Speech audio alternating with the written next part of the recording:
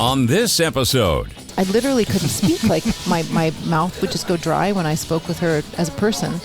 And so she showed up at the house, super hot. I'm Susan Sarandon in a black turtleneck and leather pants, and she opened the door, and again, I couldn't speak for most of the evening. And it's the quietest dinner party I've ever been to. from the coveted corner booth in a little bar in the center of the Coachella Valley Universe, welcome to another big conversation with Patrick Evans and Randy Florence. Gentlemen. And we're back with another edition of Big Conversations Little Bar. I'm Patrick Evans, and we are here at Skip Paige's Little Bar in the center of the Coachella Valley Universe. My co-host is, and always will be until we find a suitable replacement, Randy Florence. And that could be halfway through this episode. I noticed there's people gathering. There's some auditions after you go, but don't worry about that. Enjoy your cocktail. Everything's good. Oh, thank you. It is, and I want to say I have one shout-out. I always have a good one. You always do. Tomorrow, when we record this, I'm not giving any dates. It could be any time this year. My wife and I are celebrating our 43rd wedding anniversary. And in the midst of there, I've given her like 9 or 10 of the best years of my life. So it's been a fantastic 43 years. Welcome to my wife. That's a phrase you cannot say. That is welcome to my wife. Well, welcome is my favorite podcast word. You already Randy know says that. when people come over to his house and he has that bowl for the keys, and then it's just welcome to my wife. It's a weird party. So that's my shout out. Thank you. So this podcast is off to a rousing start already. Well, listen, happy anniversary to both of you guys. Thank you very much. She doesn't deserve you. I mean, she deserves much better is what I'm trying to say. It was better you said that than me. No, you guys are terrific. And how many years? 42, 43 years. Yeah. That is remarkable. Yeah, it's pretty crazy. Based on the length of my first marriage, I need about 6 more wives to get to that number. But that is a different story. For a different episode. That's an entirely different. Today we were really excited, and our producer John McMullen is here, and he's always pitching great ideas. This is one of his greatest. Kate Zenna is joining us, and she lives here in the Valley, Rancho Mirage. But you are an actor, singer, songwriter, producer, dog rescuer, which is the part that I really want to get into because dogs are, the biggest part of my universe other than my wife and kids. well, they're my only part of my universe. That's your universe? I mean, Is your rescue dogs? I am a volunteer in my own home for these animals. I'm their personal chef. I am their activities coordinator. Their personal assistant. I dress them. I do everything. So yeah, This is pretty much like sounding like a my house in the morning, except we don't have pets. I just wake up and what your wife there's is doing clothes for you. that are laid out for me, and She's your activity director. because you don't want to know what I'd look like I think if I I went see out. a tail wagging. Is that a tail that you've got there? It's something like that. You're one diaper away from living at my house. There you go. Yeah. That's exactly what Kay wanted to hear. I know where I'll your be anniversary. I'll know where I am next week. Yeah. It's very true. I'm sorry, Kay, but I'm going to live with a very attractive Canadian actress. You don't mind, do you? Yeah. So let's start at the start. Let's start at the start. When I was wearing diapers? No, all of Yes. all of your That different far back. careers. Well, they're all. Everything is just a reflection of childhood trauma, I say. So it's everything you see here is all just a reflection of me not getting my needs met as an 8-year-old. That's what. So I have an addiction to dogs because I have learned how to be successful when it comes to rescuing dogs and collar and tagging them and getting them spayed and neutered and chasing them down and helping people rehome them. So that's that side. That's that piece of my needs not getting met as an 8-year-old. And then leads to being, the acting came before the dog stuff. The dog stuff came later. The acting came first. When I was at university, I was really going to make my parents proud and become a lawyer or a doctor. And I had a revelation one night, not on mushrooms, not on any drugs. It was a very sober. Well, that gets rid of one of the questions I was going to ask. So. Yeah. I mean, the mushrooms were last weekend, not back then. But no, I recognized that something whispered to me saying, "You're meant to be an actor." And I don't know, I won't swear on this, your lovely podcast. You can. You can. What the fuck are you talking about? I'm going to be an actor. I was, 8 feet tall back then and very gangly and very smart and going to be an environmental lawyer. Thank you very much. And this voice, it might have been Kevin Costner's voice because I'd seen Dances with Wolves 100 too many times. Unless there's not really too many times to see that movie. It's so great.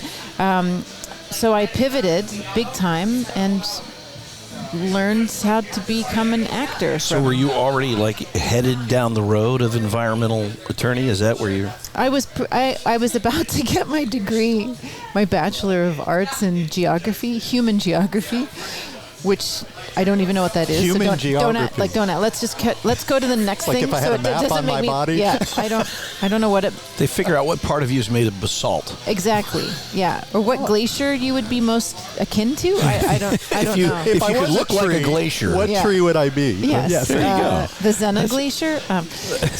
So I left there. I did get a degree, so I did make my mother happy. I listened to her. I got the BA. I use it every day when I'm cooking dog food. I swear. All right, I want to go back to this. So, what do you make for your dogs, and do they all eat the same thing? Well, Pogo right now is getting some turkey instead. He gets turkey and broccoli and carrots and zucchini because he's got a bit of pancreatitis going on, so it's a little less rich. The rest of them get beef, and I cook it up with broccoli and zucchini and carrots pretty much every day. Wow. Every other day. I blend it. I add some bone meal, some apple cider vinegar, some coconut oil, and voila, that's their dinner. And they're super healthy, touch wood. They've all done really well. And I still have not had a passing. I think New Leaf, who was my little Chihuahua black, if anyone follows me on Instagram, whenever someone passes, it's always pretty upset for many, many, many weeks. The most recent was little New Leaf, who was a little black and white Chihuahua, who is I'm still mourning her. That was in October. But I think she had cancer that came back, and I found her. She was on the street a couple of years ago, and no one claimed her. And I think she had mammary tumors, so I'm assuming that cancer got her. But my point is that I really believe the food that I feed them has prevented really dastardly things from taking their lives because they've lived 17, 18 years.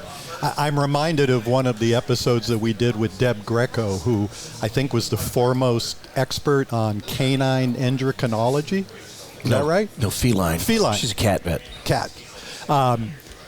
Maybe there's some clues in there how to take care of ill pets going forward. We'll have to match you two up. Yeah. Oh, listen, I'm always up for it because I do think that the home environment. I have seen. There's one Nico who's like my daughter. She's like the librarian. She's my helper, so she does everything at home and helps everybody do their learning and their maths. We're still talking about the dogs. Oh yeah. Well, Nico's not a dog. Nico's a person. Okay. In a dog suit. She wears a dog suit.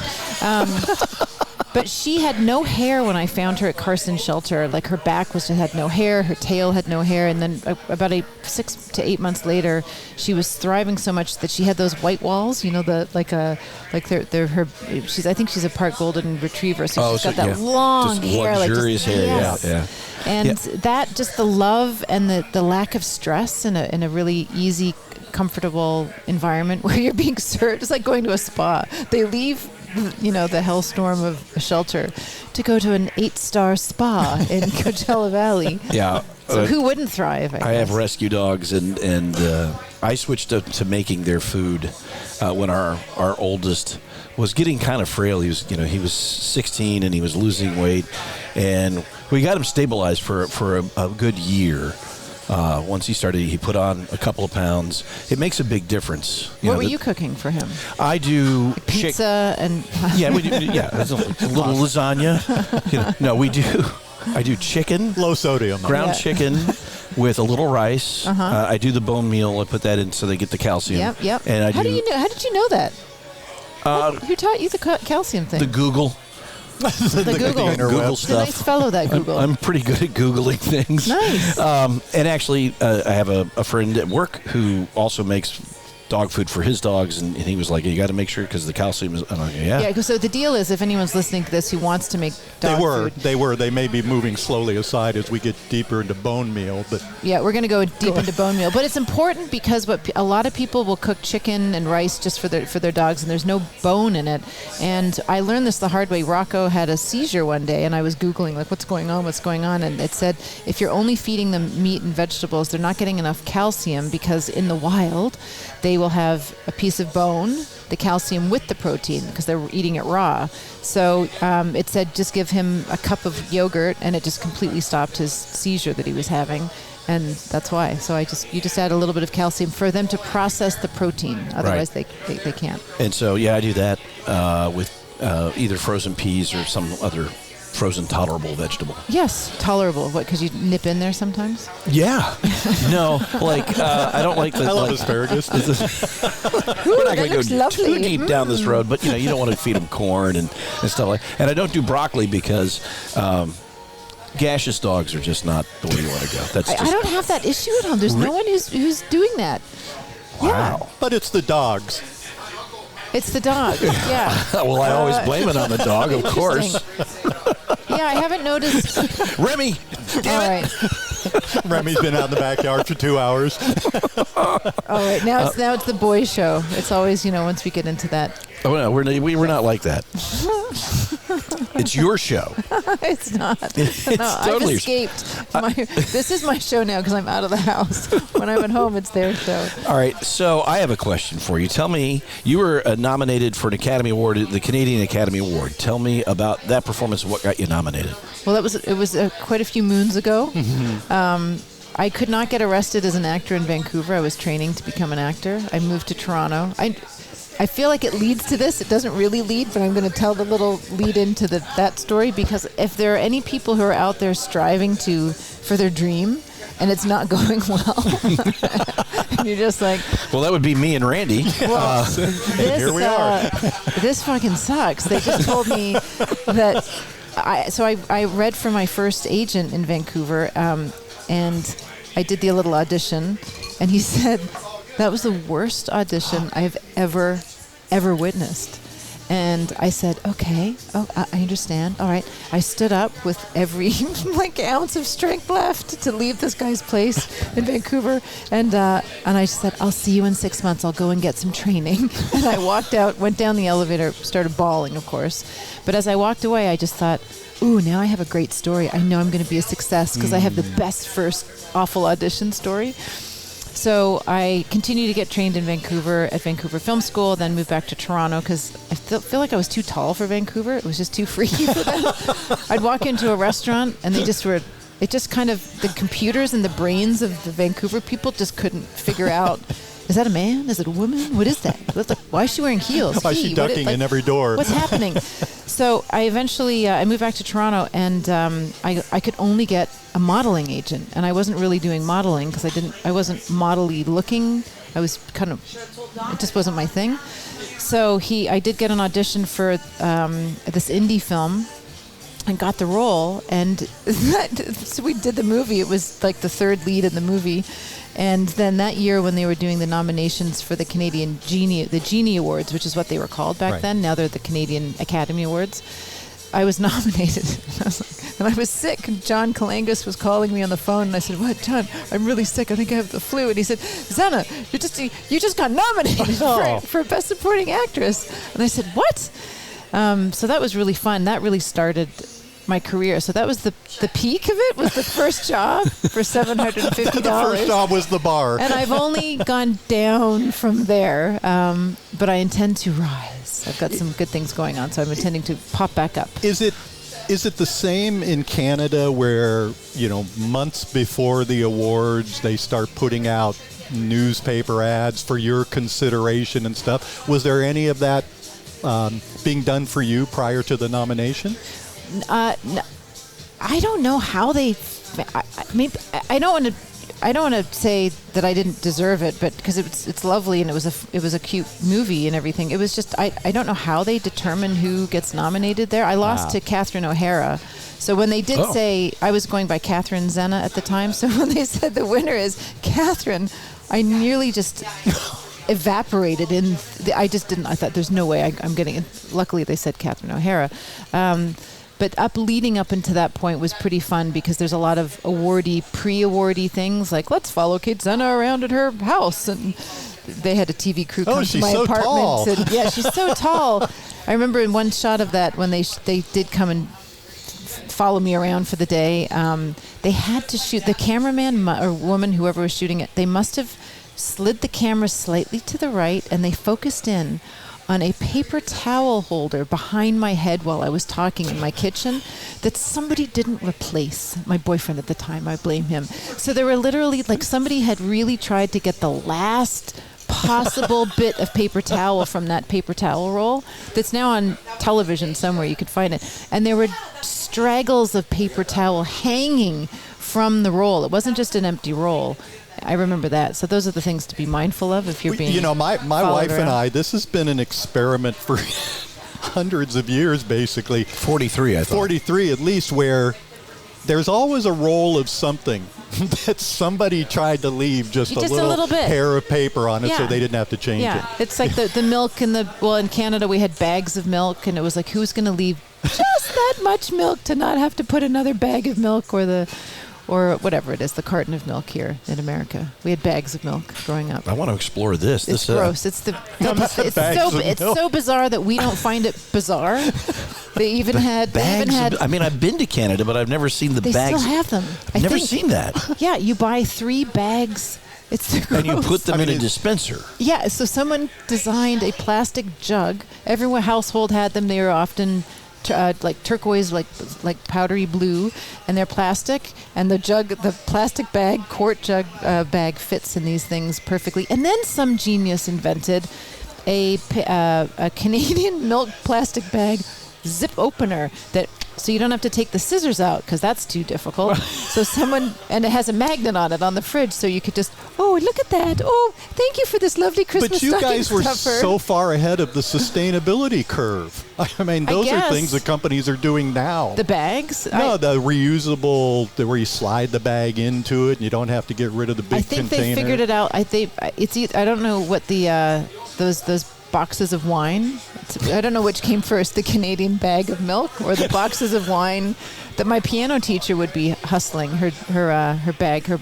I'm guessing it's the wine because that would make you feel good about drinking a bag of milk. Franzia wines, and I've had lunch with Mr. Franzia, who invented the box. What, the box of wine? The box of wine that has a Mylar bag inside. Yes. Yeah, that's Franzia Wines did that.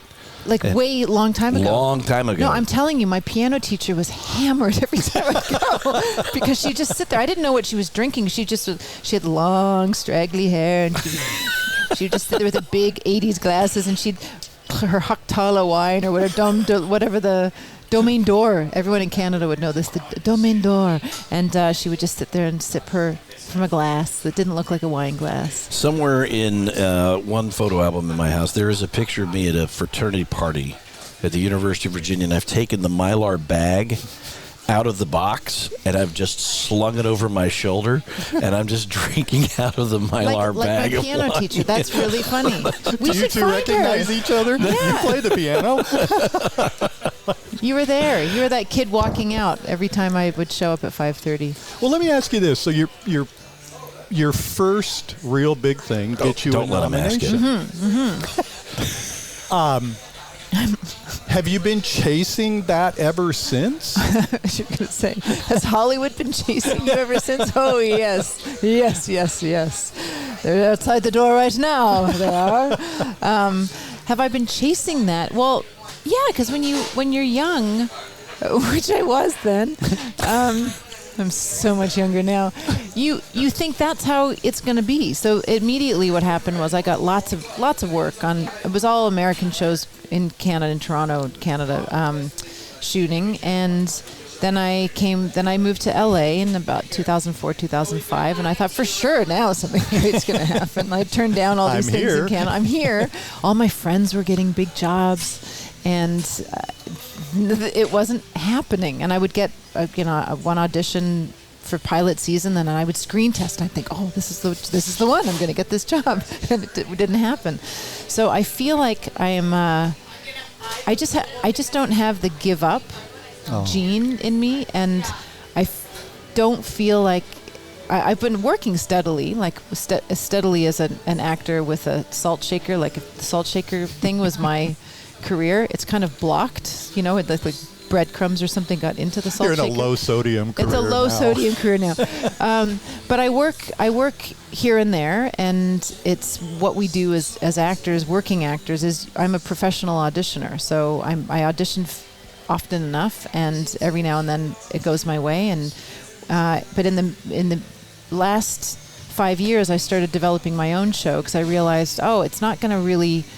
I could just keep doing these spotty jobs and having a lovely time being a guest role actor on things.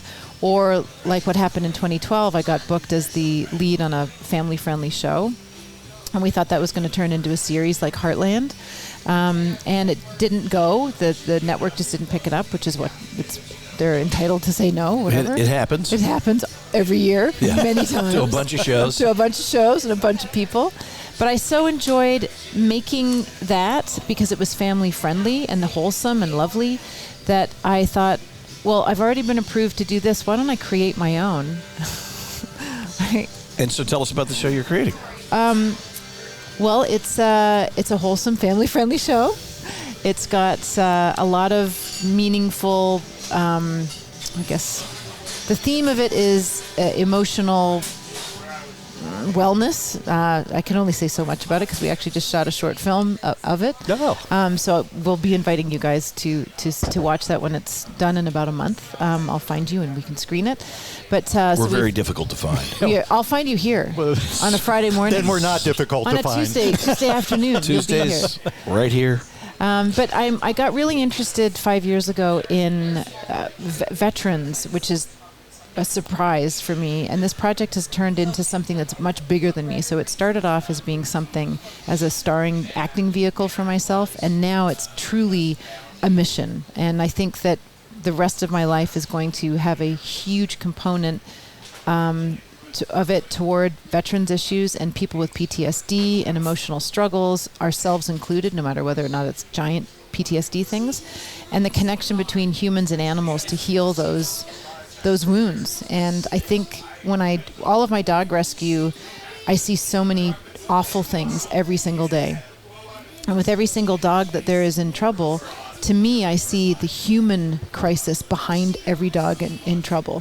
So some human had to give up that dog and put it in a shelter. Whether or not that human was an ignorant human to what the situation at the shelters is, or whether that person is escaping domestic abuse, or they're being kicked out of their place or whatever, there's always a human connection. So I just want to work on things that will help this world truly be a better place and help people heal.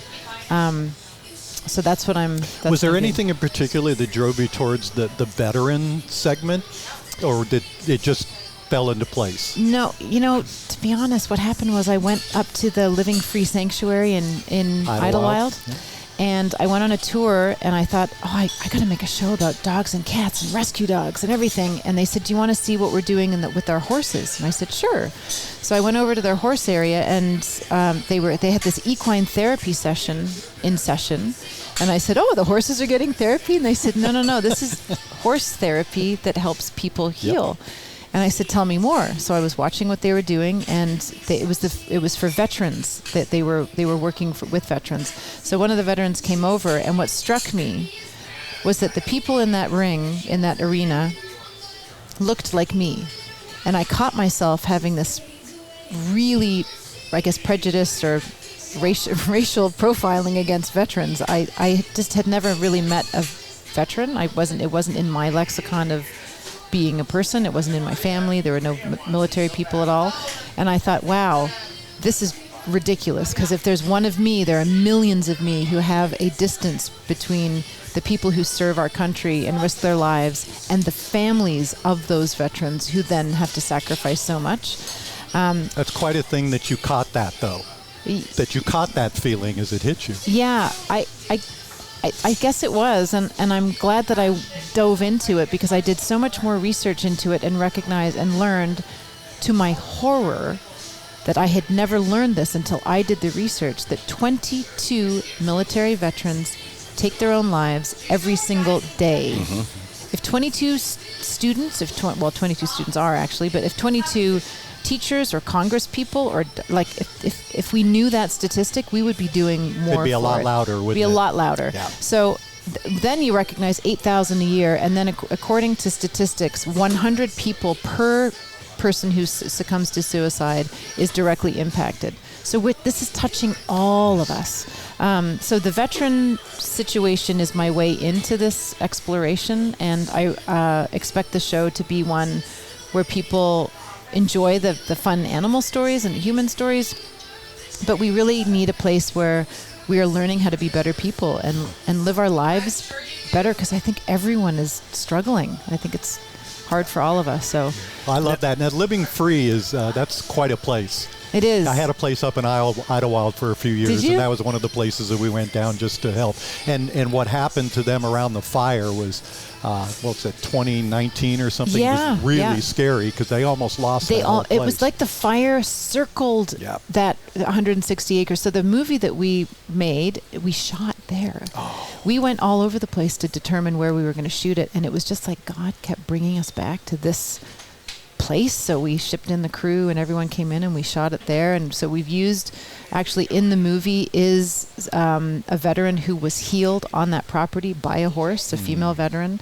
And it's just, I feel like I'm just moving this thing along, and the people who've come on board it we're all sensing this is so much bigger than all of us. So that's really good. Thank you for doing that. That's a really cool thing.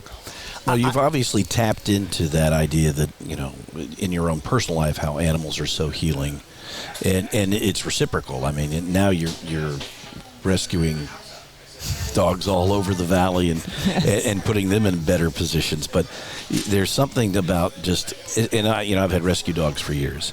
There's something very healing about bringing a rescue dog into your home. Oh, it's dopamine. It's dopamine. Yeah. I'm telling you, when I recognize that I'm a shopaholic. I was like, I looked at the credit card bill. It's like $300 at Cost Plus World Market, $300 Nordstrom Rack. That's my bar. I'm good, like Home Goods, $300. It's always $300. I'm like, that has to stop. And then recognizing, where's that need? And then so when I get anxious, when I have feeling like I'm having issues or out of control issues, what I want to go and do is look at Taylor Kitsch on my phone. Did you see that? That's my screensaver. Good looking guy. He's just that guy from Friday Night Lights. He's just that's embarrassing. I lost a bet. No, there's no story. There's I lost be a story. bet. No, my girlfriends made me put that on there. That's going to be the next episode, stuff. and it's going to be awesome. It's not happening on this podcast. No, negative. But the dopamine thing is real. So when a couple years ago there was a dog, someone called and said, hey, there's this dog named Milo. He's a black pug chihuahua. His owner is rehoming him. And they said, can you help? And I said, sure, send me some pictures and I'll post him. I posted him. A woman said, I'm really interested in adopting. And he's like an older, like not very cutie patootie type dog. So I didn't have a lot of people banging down my door. So this woman called and I said, okay, where do you live? She said, I live on a golf course. I said, forget it. That's not happening. And I said, all right, but I knew I was kind of desperate to find a place for him. Tell me more. What would your plan be when you let him out? Because there's no fence and there's coyotes and all that stuff. She told me a good plan. She had a staked in leash and blah, blah, blah. So I thought, I'm going to introduce you to the owner and let you guys take it from here and just let her know I've kind of semi-vetted you and you seem good. And I put them together. They did a slow transition for Milo. The first night this woman had him, she let him outside in her front porch with no leash. He left and he has not been back since 2 years later. So that had to hurt your heart. Beyond. Yeah. So because I felt so somehow semi-responsible somehow. So the owner and I became really good friends. She was responsibly rehoming Milo. There was no rush to do so. There's a lot in the dog rescue community. There's a lot of craziness because people are getting their dopamine from this dog rescue stuff. They're getting their highs, their lows. They're getting their anger answered to. They're getting their compassion answered to. So there's a lot of controversy around the notion of rehoming a dog and how if you have a dog, it's for life. Life doesn't always turn out the way you think it's going to. So sometimes that has to happen. And if it's going to happen, do it calmly, responsibly. Don't be in a rush when you have to do it. Do it the right way. Yeah, when we've rescued multiple dachshunds, and all rescues, all of the applications say under what circumstances would you surrender a dog? Sure. And I can't think of a circumstance I would, but you can't say there are no circumstances, because there obviously are. I'll give you a list of 25 of them that I see daily on Facebook, and I just have to stay off Facebook because I see it's all the ones. I'm moving, death in the family, can't keep the dog, my dog doesn't like it, my kid doesn't like it, allergic to my kid's now allergic, all kinds of stuff. So right. A lot of the rescues have a clause where that if you were to have to surrender the dog, you would return it back to that rescue. So, which I think is great because you want to make sure that the dog is going someplace good. Well, you need people to think logically about getting a dog and why they want a dog. Oh, I mean, all the shelters are people full think of, logically in the same I'm sentence? sorry. Oh. Dog owners. But all the shelters are just full of pit bulls and wiener dogs. Everything. No, not a lot of wiener dogs. They're harder to find. Are they? Yeah. But you just have to call Kate Zenna. I'll find you a wiener dog in 2 seconds. I'll find you a tiramisu dog if you want. I can find them all. Yeah. No, now the big issue is there are a lot of big dogs, and I work on them. I'm on the board of Animal Samaritans. Oh, you are? Yeah. And of course, we run a no-kill shelter. Yes. And dog placement, dog rescue. But it's not that big. Like that facility that you've got you getting bigger? We're in the middle of a campaign, a capital campaign. We're going to build a brand new animal campus, and it's going to be multiple times the size of where we are now. Fantastic. Breaking news on Big Conversations Little Bar. That's not breaking news. That's the first time I've heard it. First time I've heard Pay it. a lot of attention, Randy. It's short attention span Randy is what we call him. And I'm in that same. I'm in the same club. Don't worry, it's a good club. Well, it's better. It was ADHD for the first 3 months, and now it's just short attention span. Now we call me something Randy different. Club. What's that acronym? Short attention span Randy Club. I'm in it. Short attention. SARC. SARC. Yeah. Short attention. SARC. Yeah. Randy Club. I want to go back. Oh no, it's short attention span. Go ahead. I want to go back to born in Montreal. Yes. Raised in Montreal? For 4 years. For 4 years. Yeah. I learned how to ride a two-wheeler. Tell us all of your memories about Montreal. There's a swimming pool, large one. I remember it was very big. I was very small. I remember riding around on a bicycle behind my mother in that little seat. And I do remember riding a two-wheeler bike right off the bat. It's one of the things that I do, these Tony Robbins priming exercise thing in the morning, and you have to think of 3 moments that you're proud of, 3 moments that you're grateful for. And the other day, I remembered being on the banana seat bicycle when I was 4, the size of an 8-year-old because I was so tall so soon. And I was so proud that I didn't have to use training wheels for my first ride on a bike, and I just went off and stayed on I didn't have the same experience. Congratulations. Thank you so much. I actually broke the other gift that I was carrying when I fell over on my on my bike the first time. This just means that I'm better than you as a full-on human being. And this was like only a week and a half ago, so I'm just now getting over it. Exactly. As we get through here. But I thought we weren't going to talk about your height. Yeah. I was under the impression that... That's the thing. I'm talking about the height. Don't ask tall women how tall they are. Do you play basketball? Volleyball? Wow, you're so tall. Well, in my defense, I did not ask you how tall you were, and I never brought up the basketball thing. I thought it, but I didn't bring it up. I want to go back, though, to almost everything I know about Canadian entertainment is Will Arnett and SCTV. Jim and Carrey. Jim Carrey and that whole... What were your influences coming up? Well, Kevin Costner is my guy. Honestly, I didn't think I was going to be an actor until university. Until he told you to become one. Until he came into my No, he was not around. No, I mean, I just, it was a surprise and kind of, it was it was kind of scary and daunting and weird and what? It's like me saying to you, oh, you're going to go be a dentist now. So I didn't have people that I looked up. I loved Kevin Costner and Susan Sarandon and Bull Durham. So I had movies and things that I liked. My favorite movie. Yeah, mine too. You can remember the I believe in the small of a woman's back, the Hank Curveball, high just fiber did that scotch. did that scene in my acting class last week. Did you? Yes. That's awesome. Yeah. Oh my. And he was Tom Sarandon, so it was very different. Yeah, I was. We're doing an alternative version of it. That's so funny. Well, you know, when I worked with her, I got cast to work with her in a movie called Icebound. It was a CBS movie of the week, and she was playing the doctor who got stuck in South America. No, the Antarctic. Look at human geography. Listen to this. This is how terrible I was at university. Well, Canadians are even further north than we are. It was something that had south in it, or an S. It had an S in it. So she was in the South Pole and had breast cancer and had to give herself all the chemo drugs and everything. Oh, that was in Antarctica, yes. Antarctica. Great. See, there was no S in it. Anyway, I had to work with her. Well, they keep that at the South Pole, so you're right. You're exactly Santa. right. Santa, South Pole, and Mrs. Claus. Santa's in North S's. See what I mean? See? You're and Canadian. I'm not even you should on know that. mushrooms. Santa is your neighbor. You're so close to Santa. He's my father. Santa is my father.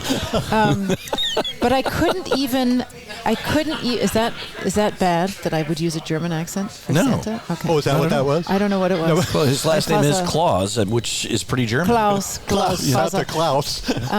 But anyway, so Susan, I could act opposite her, but as soon as they would call cut, I couldn't speak because I was so Annie Savoy from Bull Durham. I couldn't handle it.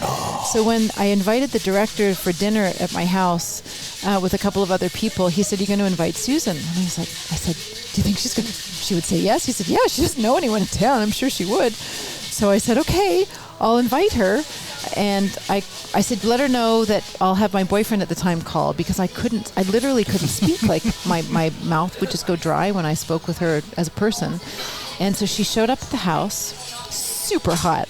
I'm Susan Sarandon in a black turtleneck and leather pants, and she opened the door, and again, I couldn't speak for most of the evening. And it's the quietest dinner party I've ever been to. Lots of other people talk, believe me. But when she said we kept going outside to have a cigarette, because back then we would have like one little smoke or a cig, during the evening. She said, "Well, if everyone's outside smoking, why can't we just smoke inside?" And I had to say, "Susan, we don't smoke in the house.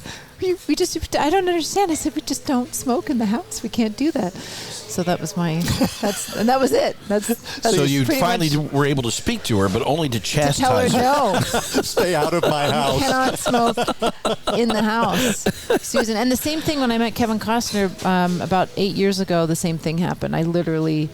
You had to tell him not to smoke in the house? No, I just stood there pawing his pea coat. He was wearing a really cool pea coat. I said, "It's a really great coat." I couldn't say anything.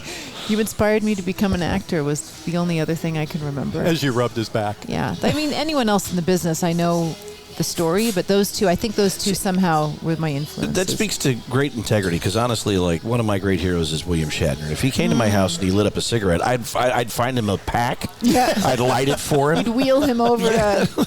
Yeah. No, he's still ambulatory. No, we wouldn't wheel him over. You'd wheel over a carton. Oh, yeah, absolutely. I'd be like, "How many more of those do you want, sir?" That's really Would you smoke in the middle of the house so it all smells like your cigarette? Yeah, I can't. I guess I really don't like cigarette smoke. Right?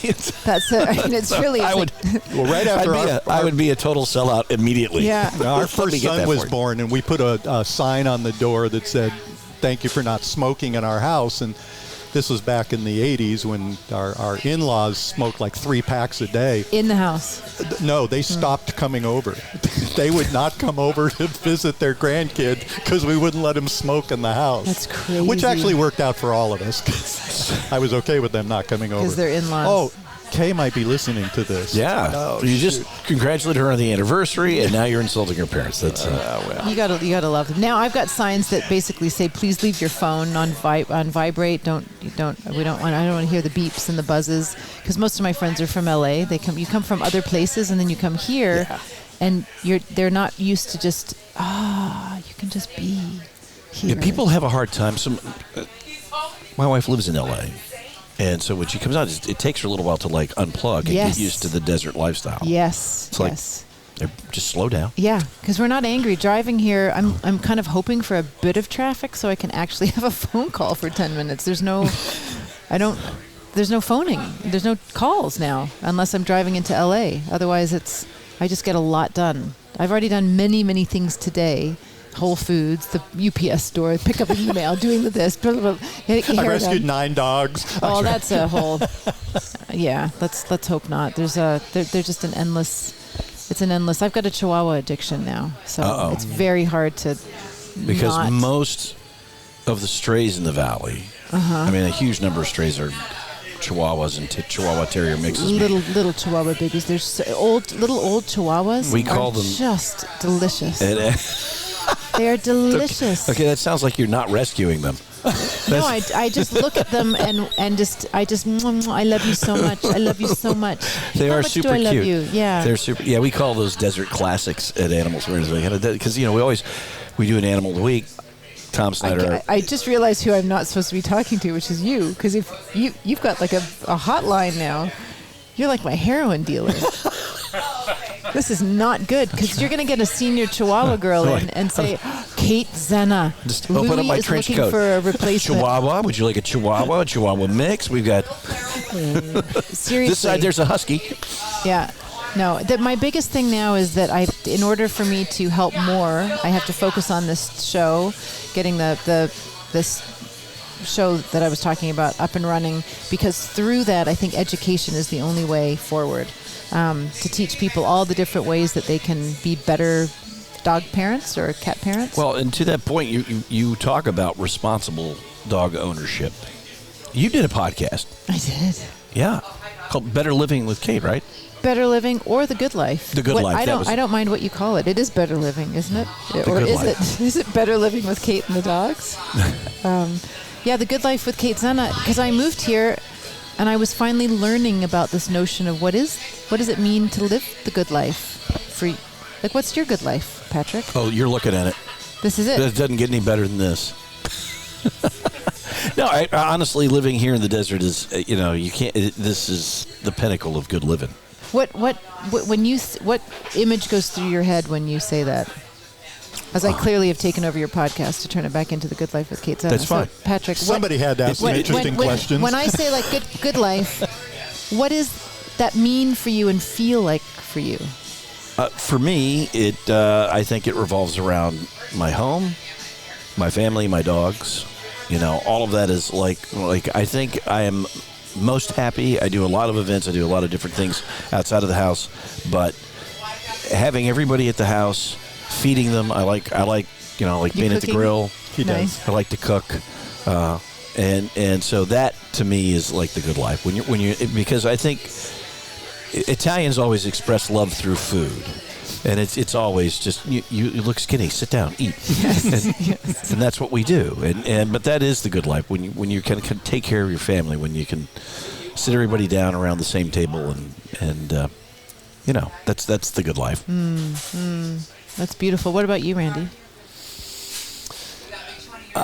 I fully retired a couple of years ago, and I have to admit that part of the good life is not having anybody telling me what to do anymore. I really like that on a daily basis. When I picture the good life, the single picture almost every time is waking up with my wife in the morning and just laying there having a cup of coffee and watching the sun come up. Wow. And we do that almost every morning. Wow. Yeah. That's beautiful. Yeah. That's beautiful.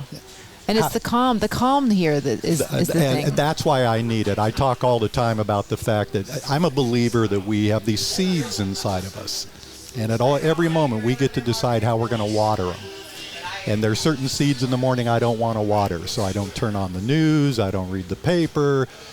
I'm very, very particular about what I bring in that early in the morning. I screw it up throughout the rest of the day, but that first half hour of every day is fantastic. That's beautiful. Yeah. I was just listening to, there's this thing called the Headway app. That's what just popped open when Taylor Kitsch also popped on my phone. That's what it was like, you have 5 minutes, you can learn something. It's this, I'm meditating on Taylor Kitsch. It's, sure, okay. That sounds fine to me. So it's Well, we it's know this- what Kate's type is. It's I don't. Do I? Do we? No, I don't. I don't. Let me know when you figure that out. So pops up saying it's the Headway app, and you can learn something for 5 minutes. And there are these digestives of self-help or info books or whatever.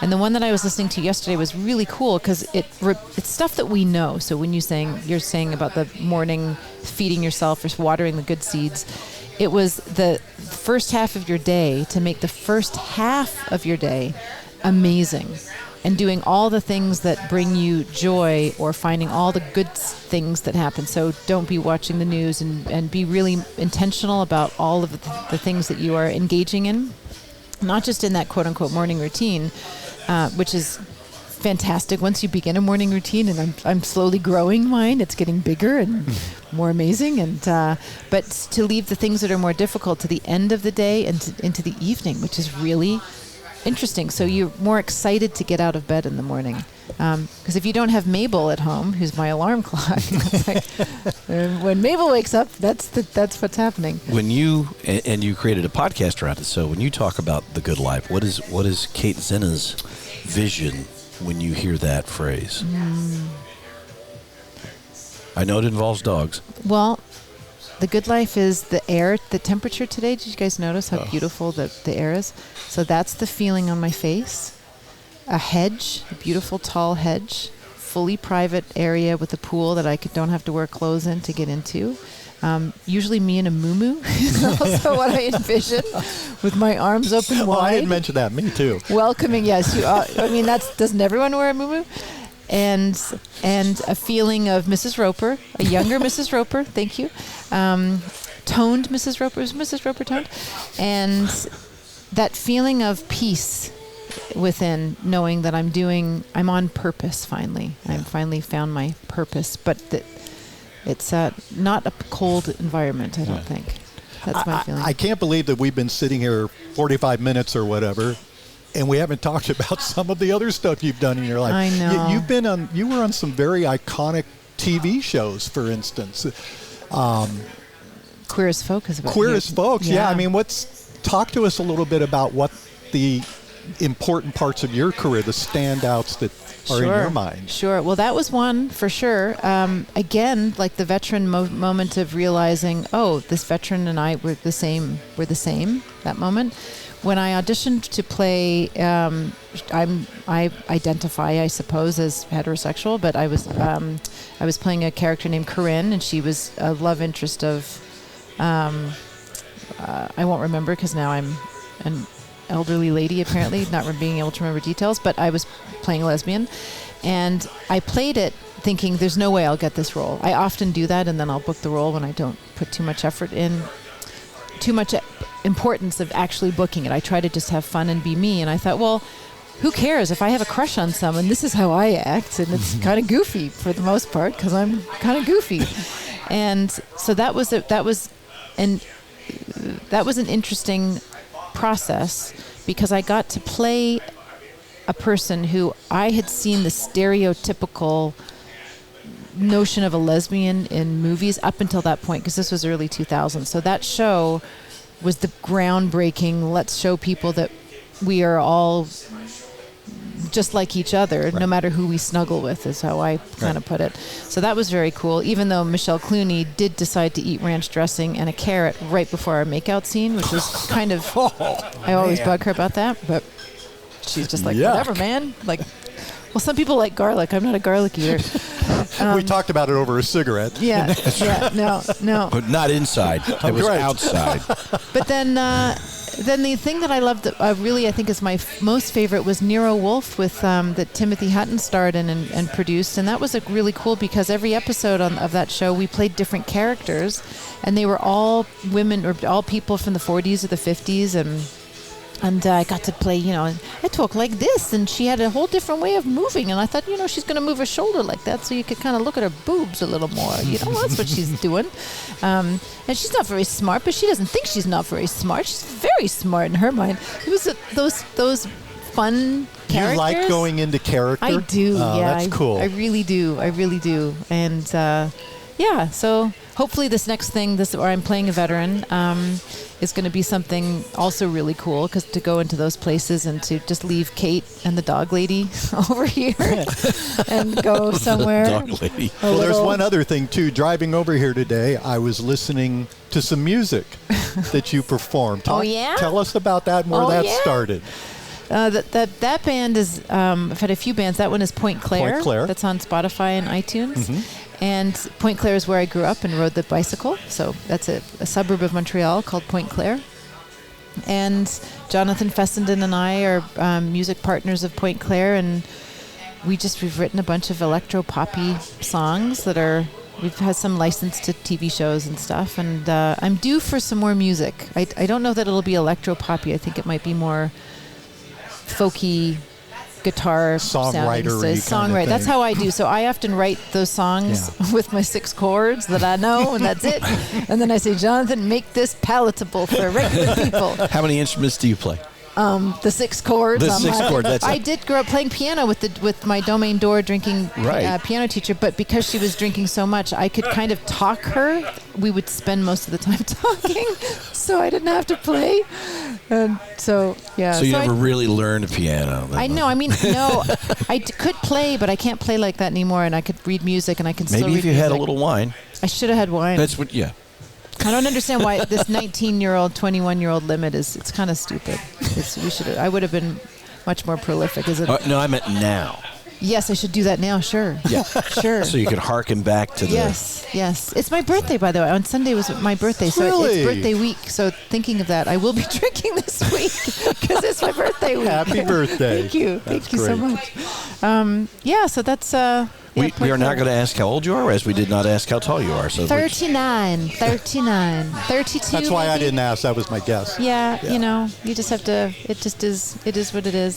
So today, I'm hosting a Zoom meeting for the first time. I'm quite nervous. I'm going to be screening the movie that we've made. Oh, wow! Highlighting veterans and equine therapy and all of that for some female veterans, and it's going to be, I'm sure, pretty humbling, because the people who I've shown it to who are veterans, to see men crying is pretty wild. Like, it makes you really talk about being hooked on dopamine to rescue dogs, but when you can use your talents and experience as an artist to move people and to maybe potentially help them to learn that maybe you too can heal through horses and community and nature.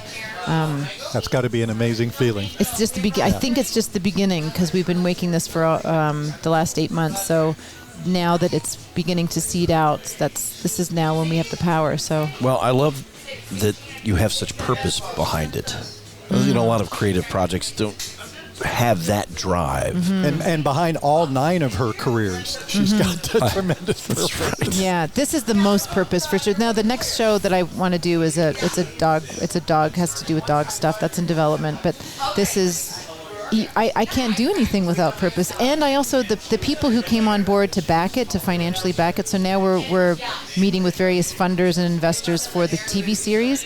I want people with intention behind it. I want all of the money people to be part of this. So whether they're philanthropists in the space of mental health or whatever, I want that energy, because together as a village we will be able to actually make a difference. Because as many a foundation as there are in this arena of mental health and everything, it's just not it's still not making an impact. And I think we need regular broad audience shows and movies that's how people are learning these days. So can we not just make more Little House on the Prairie? Been a while, hasn't it? Yeah. We could, but there'd have to be aliens in it and not stuff mine. like that. Yeah. I'm doing it. There's no aliens, man. It's so funny that you said it, because many months ago I had COVID and you had to stay home. Of course. I heard about that thing. Yeah, it was a thing. And I was out looking for Milo, so I don't know what you were doing that entire time. But there's a channel that just plays like Walton's episodes. Yes. And I started watching that, and I would watch it every day while I was home. And, it just takes you back to a much simpler time. But there were great little morality plays. Yes. Each hour Yes. was and it was so funny because I got to the point where every episode I would text my wife, would be like, "What are you doing?" I said, "Well, John Boy's in a real pickle now." And but they were great stories. Yeah. And so I love that you want to tell stories like that in that way. Yeah, I'm going to prove to Hollywood that love is addictive and binge-worthy, so that you don't have to end an episode on these fear-based. Are they going to die in the explosion or whatever? Well, let's have hope and love be the thing that drives a show, and people come in. They're ready. People are I'm rooting starving for you it. on that, Kate. It's Thank time. you. It's time. Yeah. This has been a fantastic, almost hour. She's terrific. Yeah. I'll come back. We'll do a screening. Yes. Yeah. Well, we'll talk. I'll let you know when we do some here.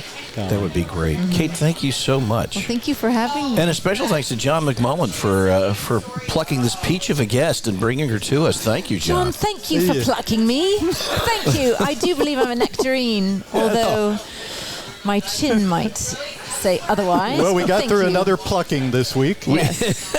Once again, happy anniversary to you and the lovely Kay Florence. Thank you so Happy And we much. wish you anniversary. Thank you. another 43 years of joyful marriage. Oh, don't say that to her. For her, to you, or somebody else. And sunset watching. I mean, sunrise watching. Sunrise watching. Every morning. Yeah, We love beautiful. it. Yeah. Thanks for being here today. Oh, This was fantastic. It really was. It really was. Our guest, Kate Zenna, you can follow her on Instagram, and we'll be anxiously awaiting more information about your latest project. We'll look Yes. forward to that. My thanks to John McMullen, our producer, and of course, Alan Horowitz, our in-house counsel, who is here every week to enjoy Wake up, Alan. what we're doing. And my great co-host, Randy Florence. Always fun, my And friend. I'm awake. But yes, now. I won't be much longer. Now you are. That's why we give them caffeinated beverages during the beginning of the podcast. Thank you all for listening, and there will be another episode very soon on all of your favorite podcast platforms. You can always find more at bigconversationslittlebar.com. And if you are in the Palm Desert area, we encourage you to stop by and thank Skip Paige for being our host. Thanks for joining us on this episode of Big Conversations Little Bar. Recorded on location at Skip Paige's Little Bar in Palm Desert, California, the center of the Coachella Valley Universe. This program is a production of the Mutual Broadcasting System. All episodes are available from bigconversationslittlebar.com or from most major podcast portals, including Apple, Spotify, and Amazon Music.